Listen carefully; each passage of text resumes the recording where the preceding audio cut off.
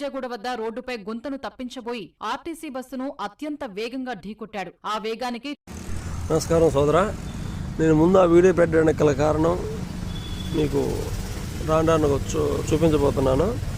ఏంటంటే చాలా వరకు రోడ్లు బాగానే ఉన్నాయి, కానీ అక్కడక్కడ ఘోరాతి ఘోరంగా బస్సులు కానీ, ముఖ్యంగా బైకులు కానీ, ఆటోలు, కార్లు పోయేదానికి మరీ అధ్వానంగా రోడ్లు ఉన్నాయి. కాబట్టి వీలైనంత త్వరగా అధికారులు దీని మీద తగు చర్యలు తీసుకొని రోడ్లు బాగు చేయాలని మనవి.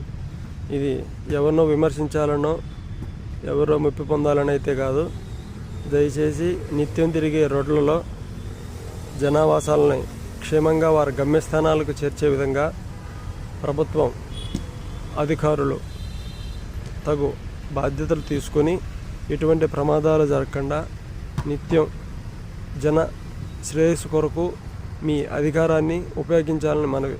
చూడండి, కొన్ని రోడ్లు మరీ అంటే చాలా అగమ్య గోచరంగా ఉన్నాయి. అధికారులకే ఈ నా వీడియో కాబట్టి దయచేసి మీరు మేలుకోనండి. మొన్న జరిగిన రోడ్డు ప్రమాదం ఒకసారి చూడండి, గుంతను తప్పించు ఎంత ప్రమాదం జరిగిందో.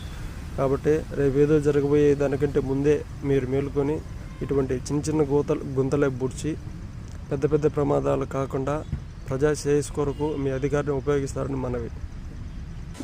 ఒకసారి చూడండి, తెలంగాణలో జరిగిన ప్రమాదం ఎంత ఘోరంగా ఉందో. ఇంకా అక్కడ ప్రభుత్వం వీలైనంత త్వరగా కఠిన చర్యలు తీసుకుని రోడ్లన్నీ పూర్తి చేస్తారు.